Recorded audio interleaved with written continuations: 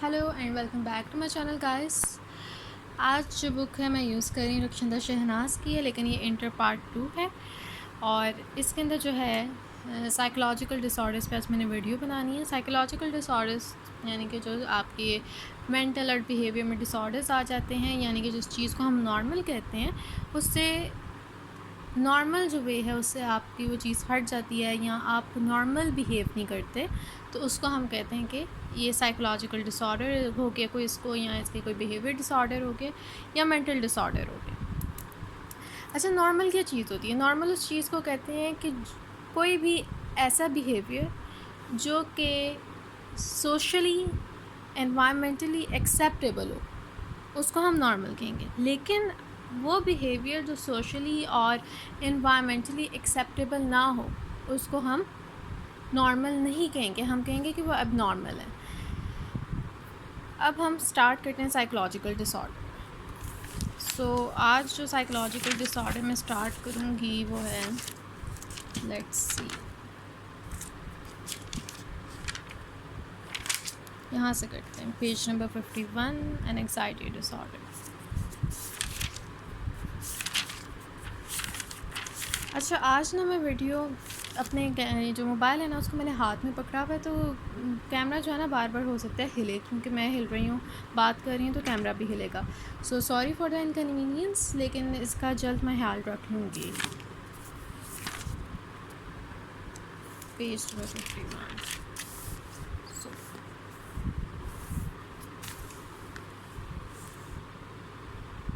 N anxiety disorder.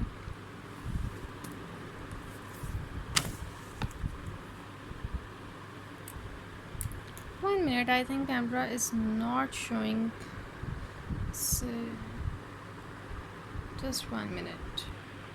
We are back now. So, एनएक्साइटी क्या है? एनएक्साइटी होता है फियर। एनएक्साइटी को आप फियर, उसके अलावा हिचकिचाहट और एक फुल एनएक्साइटी अटैक में भी ले सकते हैं। Anxiety is a topic about which people have a lot of information. Anxiety एक ऐसा टॉपिक है जिसके ऊपर ना लोगों के पास कोई ना कोई, ज़्यादा नहीं लेकिन कोई ना कोई इन्फॉर्मेशन लाजमी होती है। Anxiety has earn the greatest fame in clinical psychology. Anxiety जो है उसने क्लिनिकल साइकोलॉजी में बहुत ज़्यादा फेम हासिल की है, and studies of mental disorder और मेंटल डिसऑर्डर की स्टडीज़ में। Anxiety refers to an unpleasant sense of fear and restlessness. Anxiety जो है उससे मुराद है अनप्लेजेंट सेंस ऑफ फियर, यानी कि ना खुशगवार सेंस ऑफ फियर, ऐसा फियर जो आपको अच्छा ना लगे। अब कौन सा अच्छे लगने वाला फियर है? वो होता है कि जब आप हॉरर मूवीज़ देखते हैं तो वो फियर हमें अच्छा लगता है, तो इसलिए कहा गया unpleasant sense of fear and restlessness. Restlessness होता है कि आपको सुकून ना आए, बेचैनी रहे। Generally it is taken to mean worry. इसको परेशानी के मायनों में भी लिया जाता है, वरी यानी कि परेशानी। Anxiety is a disease as well as a symptom of mental disorder. Anxiety जो है वो एक डिसीज़ भी है और ये बहुत से मेंटल डिसऑर्डर्स जो हैं उनका सिम्टम भी है। The mental disorder that are characterized by extreme anxiety have been classified separately। इसको छोड़ना है, इन्होंने बस ये लिखा हुआ है कि जो एनएक्साइटी, ये जो मेंटल डिसऑर्डर है ये DSM-IV जो है उसके अंदर डिस्क्राइब किया गया। Normal people also show anxiety. Normal people जो हैं वो भी एनएक्साइटी को शो करते हैं, यानी कि परेशानी वगैरह हमें लग जाती है। अगर कोई हमें तो प्रिंसिपल के अगर रूम में बुला लिया जाए कि जी आए ज़रा, तो फिर बंदे को एनएक्साइटी फ़ील होती है ना, फियर आता है। तो वो ये ज़रूरी नहीं है कि अगर आपको एनएक्साइटी हो रही है तो जी आपको एक मेंटल डिसऑर्डर है। No, it is a normal thing, but excess of everything is bad. तो अगर ये एक्सेस में चला जाता है तो फिर क्या है? Anxiety disorder. Normal people also show anxiety, fear and restlessness, but there anxiety is not pathological. अच्छा जी, वो कह रहे हैं नॉर्मल पीपल में भी एनएक्साइटी, फियर और रेस्टलेसनेस होता है, लेकिन उनकी जो ये एनएक्साइटी है वो कंटिन्यू नहीं करती। नॉट पैथोलॉजिकल यानी कि not continuous. For to begin with, there is a solid and explicit reason for the anxiety, worry or nervousness experienced by normal people, and secondly, their anxiety lasts only for a short while। वो कहते हैं कि normal people जो होते हैं उनके अंदर जो एनग्जाइटी आती है, जो परेशानी होती है, उसकी कोई ना कोई सॉलिड रीज़न होती है। हो सकता है कि उनको कोई परेशानी हो या कोई एक्सपीरियंस इस तरह का हो जो उनको नर्वस फील करवा रहा हो। फॉर एग्ज़ाम्पल मैं अपनी ही एग्ज़ाम्पल देती हूँ। जब मैंने वीडियोस बनाना शुरू की थी तो हालांकि कोई भी नहीं है, no one is watching me, लेकिन फिर भी मैं एनग्जाइटी फ़ील करती थी। मुझे कैमरे के सामने बोलने में ज़रा हिचकिचाहट होती थी। तो इसका मतलब ये नहीं था कि मुझे एनग्जाइटी डिसऑर्डर है। It was a normal behaviour by a normal person. तो उसी तरह वो कह रहे हैं कि जो आम लोग होते हैं उनमें भी एनग्जाइटी है, लेकिन वो किसी सॉलिड रीज़न की वजह से होती है। लेकिन जैसे ही वो रीज़न ख़त्म हो जाती है उनकी एनग्जाइटी भी ख़त्म हो जाती है। It means that it is not pathological, कि वो कंटिन्यू नहीं करती। Symptoms. Their duration and intensity of an anxiety disorder is different. Duration और इंटेंसिटी जो है एनग्जाइटी डिसऑर्डर की वो डिफरेंट होती है। The people suffering from them show anxiety as well as physiological symptom. जिन लोगों को एनग्जाइटी डिसऑर्डर होता है ना, वो फिजियोलॉजिकल सिम्टम्स भी दिखाते हैं और उसके अलावा वो एनग्जाइटी को भी शो करते हैं। These physiological symptoms are found in variety, intensity in different and anxiety disorder. These physiological symptoms, ये जो physiological symptoms हैं, are found in varying intensity, यानी कि इनकी intensity जो है वो different people में different होती है. For example, sweating, racing heartbeat, the trembling of legs, dizziness, suffocation, rapid pulse rate, stomach disorder, etc.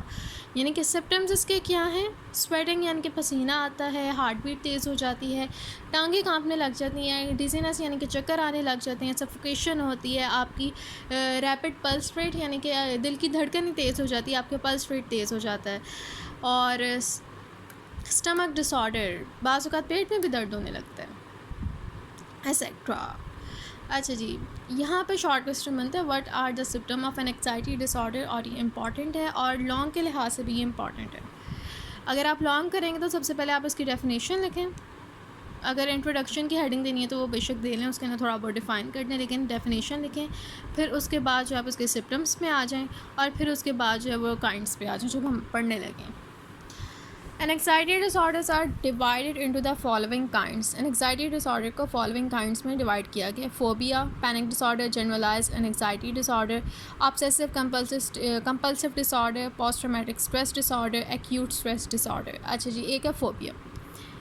Phobia हम सबको पता है कि कोई भी एक ख़ास चीज़, जिससे कोई इंसिडेंट हो गया या किसी ऐसी चीज़ को देख के जिसके हमें नहीं पता कि वो किस वजह से हमें उससे खौफ आ रहा है, लेकिन वो मीनिंगलेस है, तो मीनिंगलेस है लेकिन उस चीज़ से हमें खौफ आ रहा है, तो हम उसको कहेंगे फ़ोबिया। बाज़ लोगों को अंधेरे से होता है, अब अंधेरे से क्यों उनको नहीं पता, लेकिन बस उनको खौफ आता है तो वो कहते हैं हमें अंधेरे से फ़ोबिया।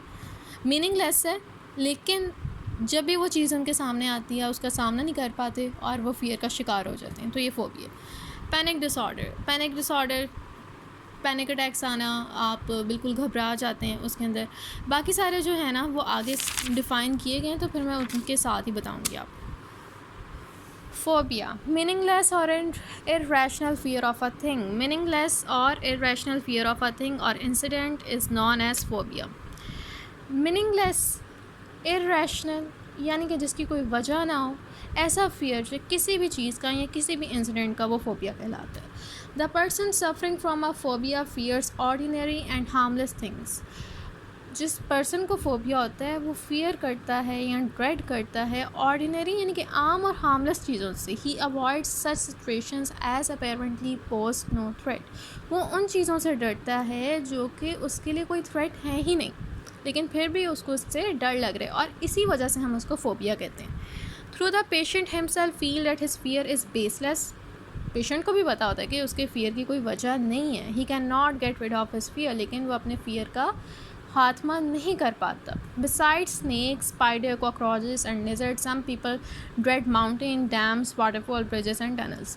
वो कहते हैं ये जानवर वगैरह, स्नेक, स्पाइडर, कॉकरोचेस, लिजर्ड वगैरह जो इनके अलावा जो है लोगों को टनल्स, अंधेरे कमरे, डैम्स, वाटरफॉल और कुछ बड़ी बड़ी चीज़ें, जो बास लोगों को कोई ज़्यादा बड़ी चीज़ हो ना उससे भी डर लगता है, तो ये सब जो चीज़ें हैं वो फोबिया में शामिल हैं।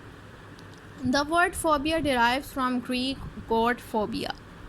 अच्छा जी, एक ग्रीक गॉड थे फोबिया, उससे ये वर्ड डिराइव किया गया। This God frightened the enemies, ये जो गॉड था वो एनिमीज़ को यानी कि दुश्मनों को डराता था। Now this word is use for pathological fear, और अब ये जो वर्ड है इसको पैथोलॉजिकल फियर के लिए यूज़ किया जाता है। पैथोलॉजिकल फियर यानी कि ऐसा फियर जो कि पैथोलॉजिकल आता है कंटिन्यू में, यानी कि ऐसा फियर जो कंटिन्यू रहे, कि जिसके ऊपर आपका कोई कंट्रोल ना हो, कि कभी ये ख़त्म ना हो। अच्छा, यहाँ से ना मैं इस तरह करती हूँ ताकि आप लोग स्क्रीनशॉट ले लें अगर आप लोगों ने ये पढ़ना है तो।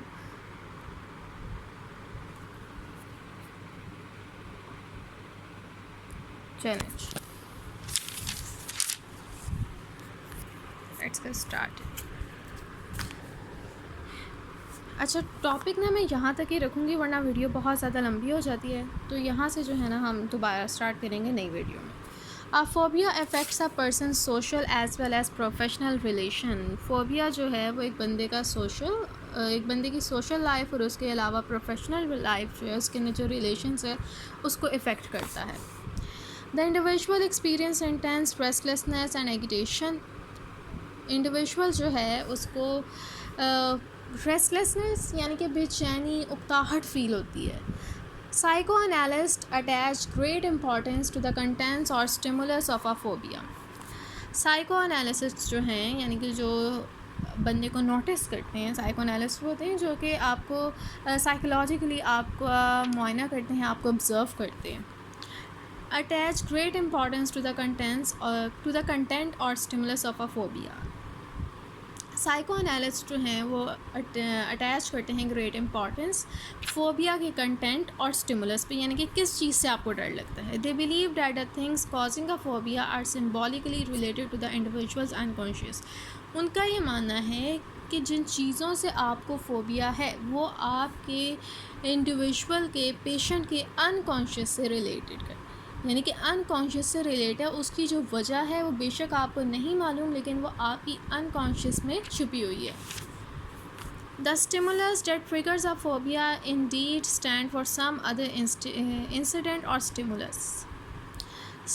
स्टिमुलस जो कि ट्रिगर करता है फोबिया को, उसका कोई ना कोई जो है किसी इंसिडेंट से या किसी ना किसी वजह से, किसी ना किसी स्टिमुलस से ताल्लुक़ ज़रूर होता है, वो बेवजह नहीं होता। Behaviourist give more importance to the individual behaviour than to the original stimulus. अब बिहेवियरिस्ट जो हैं वो क्या कहते हैं कि ज़्यादा इंपॉर्टेंस जो है वो इंडिविजुअल के बिहेवियर की है दैन द ओरिजिनल स्टिमुलस, यानी कि ओरिजिनल स्टिमुलस को इतनी इंपॉर्टेंस नहीं देते बल्कि बिहेवियर को ज़्यादा देते हैं। Psychologist mention many type of phobias. Psychologist जो हैं उन्होंने बहुत से टाइप ऑफ फोबियाज जो हैं वो हमारे सामने रखे हैं कि ये फोबियाज हैं। The following type have been described in DSM-IV, और ये जो स्पेसिफिक और सोशल फोबिया है उनको DSM-IV में जो है डिस्क्राइब किया गया है। DSM-IV जो है ना बुक है, जिस तरह डॉक्टर्स की किताब होती है ना जिसके अंदर सारा उनको बताया गया होता है, जब वो डॉक्टर बन भी जाते हैं अगर उनको कोई चीज़ देखनी होती है तो वो उस बुक में से देखते हैं। उसी तरह DSM-IV जो है वो आप कह लें कि साइकोलॉजिस्ट की बुक है। अगर आपने देखनी होगी तो मैं आप लोगों को दिखाऊंगी, मेरे पास है वो। उसके अंदर ना सारी बीमारियों का जिक्र है कि ये है, इसका ये इलाज है, इसके ये सिम्टम्स हैं, सारा कुछ बयान किया गया उसके अंदर। ओके, और यहाँ पे मैं ना ये टॉपिक आज ख़त्म कर रही हूँ। उससे पहले मैं यहाँ पे दिखा दूँ अगर आप लोगों ने पिक लेनी है।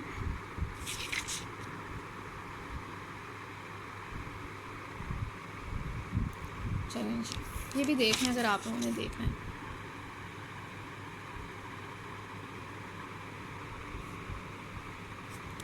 चलें जी, यहाँ पे ख़त्म हो गया। आई रियली होप कि आप लोगों को इससे कोई ना कोई फ़ायदा होता हो, समझ आए आप लोगों को। Hope you like it. Share, comment and subscribe. अल्लाह हाफ़िज़।